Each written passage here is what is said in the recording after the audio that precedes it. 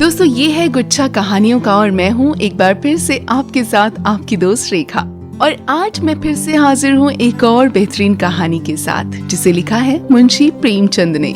इससे पहले कि मैं आपको उस कहानी का नाम बताऊं, अगर आपने इस चैनल को सब्सक्राइब नहीं किया है तो जल्दी से कर लीजिए, क्योंकि ढेर सारी कहानियाँ हम आप तक यूं ही पहुँचाते रहेंगे। और अगर आपको ये कहानियाँ पसंद आती हैं तो इन्हें लाइक करना, कमेंट करना और अपने दोस्तों के साथ शेयर करना बिल्कुल मत भूलिएगा। देखते रहिए गुच्छा कहानियों का, क्योंकि हर कहानी कुछ कहती है। और इस कहानी ने आपसे क्या कहा, हमें कमेंट करके जरूर बताइएगा। तो चलिए दोस्तों, शुरू करते हैं आज की कहानी। और आज मुंशी प्रेमचंद की लिखी हुई कहानी मिस पद्मा। कानून में अच्छी सफलता प्राप्त कर लेने के बाद मिस पद्मा को एक नया अनुभव हुआ। वो था जीवन का सूनापन। विवाह को उसने एक अप्राकृतिक बंधन समझा था और निश्चय कर लिया था कि स्वतंत्र रहकर जीवन का उपभोग करूंगी। एमए की डिग्री ली, फिर कानून पास किया और प्रैक्टिस शुरू कर दी। रूपवती थी, युवती थी, मृदुभाषिणी थी और प्रतिभाशालिनी भी थी। मार्ग में कोई बाधा न थी। देखते देखते वो अपने साथी नौजवान मर्द वकीलों को पीछे छोड़कर आगे निकल गई और अब उसकी आमदनी कभी कभी 1000 से भी ऊपर बढ़ जाती। अब उतने परिश्रम और सिर मगजन की आवश्यकता न रही। मुकदमे अधिकतर वही होते थे जिनका उसे पूरा अनुभव हो चुका था। उनके विषय में किसी तरह की तैयारी की उसे जरूरत न मालूम होती। अपनी शक्तियों पर कुछ विश्वास भी हो गया था। कानून में कैसे विजय मिला करती है, इसके कुछ लटके भी उसे मालूम हो गए थे। इसलिए उसे अब बहुत अवकाश मिलता था और इसे वो किस्से कहानियां पढ़ने, सैर करने, सिनेमा देखने, मिलने मिलाने में खर्च करती थी। जीवन को सुखी बनाने के लिए किसी व्यसन की जरूरत को वो खूब समझती थी। उसने फूल और पौधे लगाने का व्यसन पाल लिया था। तरह तरह के बीज और पौधे मंगाती और उन्हें उगते बढ़ते, फलते फूलते देखकर खुश होती। मगर फिर भी जीवन में सूनेपन का अनुभव होता रहता था। ये बात न थी कि उसे पुरुषों से विरक्ति हो, नहीं, उसके प्रेमियों की कमी न थी। अगर उसके पास केवल रूप और यौवन होता तो भी उपासकों का अभाव न रहता। मगर यहाँ तो रूप और यौवन के साथ धन भी था। फिर रसिक वृंद क्यों चूक जाते। पद्मा को विलास से घृणा थी नहीं, घृणा थी पराधीनता से, विवाह को जीवन का व्यवसाय बनाने से। जब स्वतंत्र रहकर भोग विलास का आनंद उड़ाया जा सकता है तो फिर क्यों न उड़ाया जाए। भोग में उसे कोई नैतिक बाधा न थी। इसे वो केवल देह की एक भूख समझती थी। इस भूख को किसी साफ सुथरी दुकान से भी शांत किया जा सकता है और पद्मा को साफ सुथरी दुकान की हमेशा तलाश रहती थी। ग्राहक दुकान में वही चीज लेता है जो उसे पसंद आती है। पद्मा भी वही चीज चाहती थी। यूं उसके दर्जनों आशिक थे, कई वकील, कई प्रोफेसर, कई डॉक्टर, कई रईस। मगर ये सब के सब अय्याश थे, बेफिक्र, केवल भौरे की तरह रस लेकर उड़ जाने वाले। ऐसा एक भी न था जिस पर वो विश्वास कर सकती। अब उसे मालूम हुआ कि उसका मन केवल भोग नहीं चाहता, कुछ और भी चाहता है। वो चीज क्या थी? पूरा आत्मसमर्पण। और ये उसे न मिलती थी। उसके प्रेमियों में एक मिस्टर प्रसाद था, बड़ा ही रूपवान और धुरंधर विद्वान। एक कॉलेज में प्रोफेसर था। वो भी मुक्त भोग के आदर्श का उपासक था और पद्मा उस पर फिदा थी। चाहती थी उसे बांध कर रखे, संपूर्णतः अपना बना ले। लेकिन प्रसाद चंगुल में ना आता था। संध्या हो गई थी। पद्मा सैर करने जा रही थी कि प्रसाद आ गया। सैर करना मुलतवी हो गया। बातचीत में सैर से कहीं ज्यादा आनंद था। और पद्मा आज प्रसाद से कुछ दिल की बात कहने वाली थी। कई दिन के सोच विचार के बाद उसने कह डालने का ही निश्चय किया था। उसने प्रसाद की नशीली आंखों से आंखें मिलाकर कहा, तुम यहीं मेरे बंगले में आकर क्यों नहीं रहते? प्रसाद ने कुटिल विनोद के साथ कहा, नतीजा ये होगा कि 2-4 महीने में ये मुलाकात बंद हो जाएगी। मेरी समझ में नहीं आया, तुम्हारा क्या आशय है? आशय वही है जो मैं कह रहा हूं। आखिर क्यों? मैं अपनी स्वतंत्रता न खोना चाहूंगा। तुम अपनी स्वतंत्रता न खोना चाहोगी।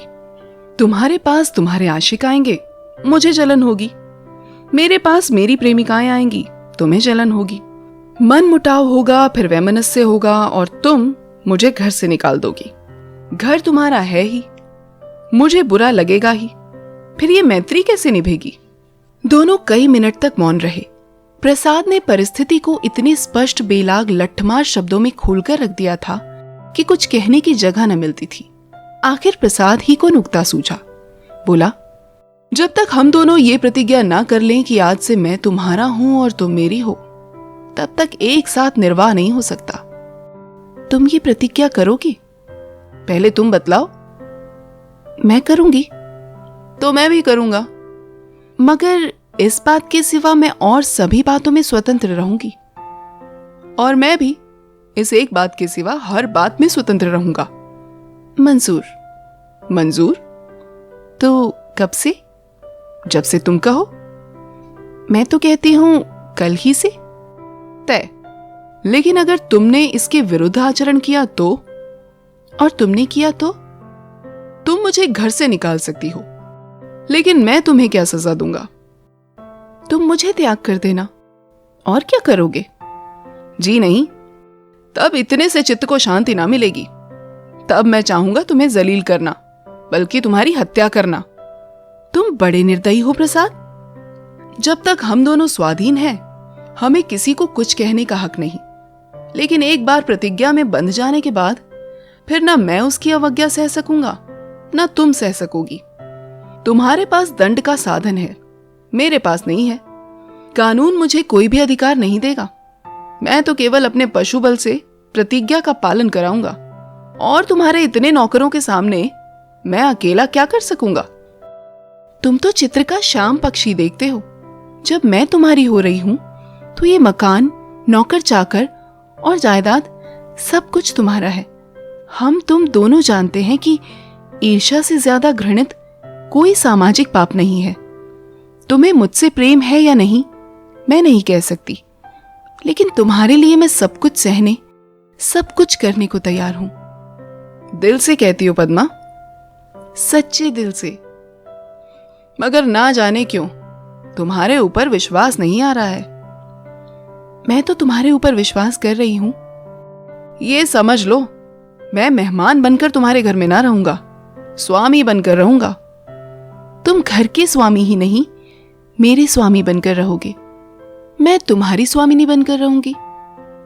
प्रोफेसर प्रसाद और मिस पद्मा दोनों साथ रहते हैं और प्रसन्न हैं। दोनों ही ने जीवन का जो आदर्श मन में स्थिर कर लिया था वो सत्य बन गया है। प्रसाद को केवल 200 रुपए वेतन मिलता है, मगर अब वो अपनी आमदनी का दुगना भी खर्च कर दे तो परवाह नहीं। पहले वो कभी कभी शराब पीता था, अब दिन रात शराब में मस्त रहता है। अब उसके लिए अलग अपनी कार है, अलग अपने नौकर हैं, तरह तरह की बहुमूल्य चीजें मंगवाता रहता है। और पद्मा बड़े हर्ष से उसकी सारी फिजूल खर्चियां बर्दाश्त करती है। नहीं, बर्दाश्त करने का प्रश्न नहीं, वो खुद उसे अच्छे से अच्छे सूट पहनाकर अच्छे से अच्छे ठाट में रखकर प्रसन्न होती है। जैसी घड़ी इस वक्त प्रोफेसर प्रसाद के पास है, शहर के बड़े से बड़े रईस के पास ना होगी। और पद्मा जितना ही उससे दबती है, प्रसाद उतना ही उसे दबाता है। कभी कभी उसे नागवार भी लगता है, पर किसी अज्ञात कारण से अपने को उसके वश में पाती है।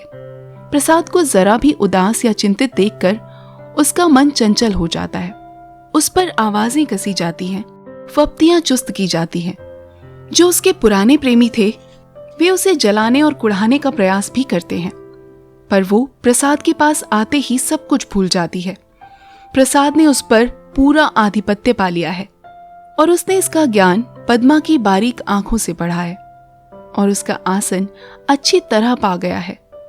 मगर जैसे राजनीति के क्षेत्र में अधिकार दुरुपयोग की ओर जाता है, उसी तरह प्रेम के क्षेत्र में भी वो दुरुपयोग की ओर ही जाता है, और जो कमजोर है उसे तावान देना पड़ता है।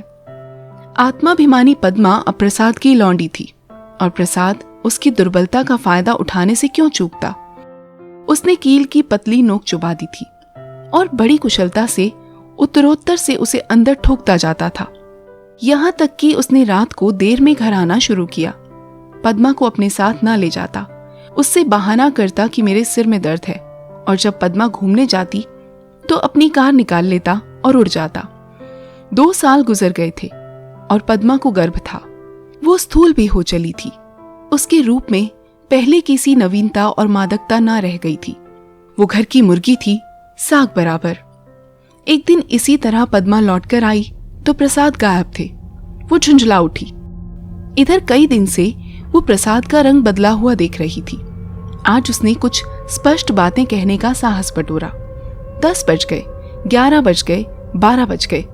पद्मा उसके इंतजार में बैठी थी। भोजन ठंडा हो गया, नौकर चाकर सो गए। वो बार बार उठती, फाटक पर जाकर नजर दौड़ाती। 1 बजे के करीब प्रसाद घर आया। पद्मा ने साहस तो बहुत बटोरा था, पर प्रसाद के सामने जाते ही उसे इतनी कमजोरी मालूम हुई। फिर भी उसने जरा कड़वे स्वर में पूछा, आज इतनी रात कहाँ थे? कुछ खबर है कितनी रात गई? प्रसाद को इस वक्त असुंदरता की मूर्ति सी लगी। वो एक विद्यालय की छात्रा के साथ सिनेमा देखने गया था। बोला, तुमको आराम से सो जाना चाहिए था। तुम जिस दशा में हो उसमें तुम्हें जहां तक हो सके आराम से रहना चाहिए। पद्मा का साहस कुछ प्रबल हुआ। तुमसे मैं जो पूछती हूं उसका जवाब दो, मुझे जहन्नुम में भेजो। तो तुम भी मुझे जहन्नुम में जाने दो। तुम मेरे साथ दगा कर रहे हो, ये मैं साफ देख रही हूं। तुम्हारी आंखों की ज्योति कुछ बढ़ गई होगी। मैं इधर कई दिन से तुम्हारा मिजाज कुछ बदला हुआ देख रही हूं। मैंने तुम्हारे साथ अपने को बेचा नहीं है। अगर तुम्हारा जी मुझसे भर गया हो तो मैं आज जाने को तैयार हूं। तुम जाने की धमकी क्यों देते हो? यहां तुमने आकर कोई बड़ा त्याग नहीं किया है। मैंने त्याग नहीं किया है, तुम ये कहने का साहस कर रही हो। मैं देखता हूं तुम्हारा मिजाज बिगड़ रहा है। तुम समझती हो मैंने इसे अपंग कर दिया, मगर मैं इसी वक्त तुम्हें ठोकर मारने को तैयार हूं। इसी वक्त।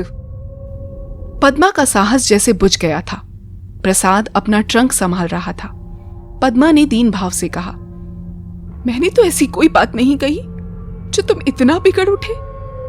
मैं तो केवल तुमसे पूछ रही थी कहां थे। क्या मुझे इतना भी अधिकार नहीं देना चाहते?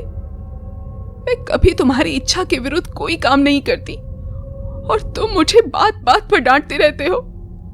तुम्हें मुझ पर जरा भी दया नहीं आती। मुझे तुमसे भी तो कुछ सहानुभूति मिलनी चाहिए। मैं तुम्हारे लिए क्या कुछ करने को तैयार नहीं हूं, और आज जो मेरी दशा हो गई है तो तुम मुझसे आंखें फेर लेते हो। उसका कंठ रुंध गया और मेज पर सिर रखकर फूट फूट कर रोने लगी। प्रसाद ने पूरी विजय पाई। पद्मा के लिए मातृत्व अब बड़ा ही अप्रिय प्रसंग था। उस पर एक चिंता मंडराती रहती। कभी कभी वो भय से कांप उठती और पछताती। प्रसाद की निरंकुशता दिन दिन बढ़ती जाती थी। क्या करे क्या ना करे। गर्भ पूरा हो गया था। वो कोर्ट ना जाती थी। दिन भर अकेली बैठी रहती। प्रसाद संध्या समय आता, चाय वाय पीकर फिर उड़ जाता तो 11-12 बजे के पहले ना लौटता। वो कहाँ जाता है ये भी उससे छिपा ना था।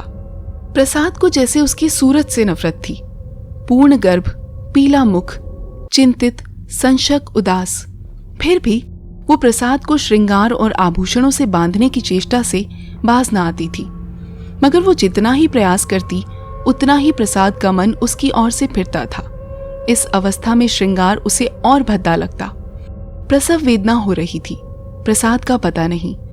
नर्स मौजूद थी, लेडी डॉक्टर मौजूद थी, मगर प्रसाद का ना रहना पद्मा की प्रसव वेदना को और भी दारुण बना रहा था।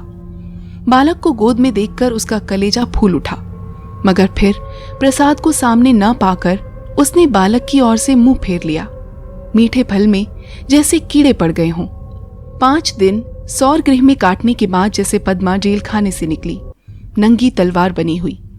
माता बनकर वो अपने में एक अद्भुत शक्ति का अनुभव कर रही थी। उसने चपरासी को चेक देकर बैंक भेजा। प्रसव संबंधी कई बिल अदा करने थे। चपरासी खाली हाथ लौट आया। पद्मा ने पूछा, रुपए?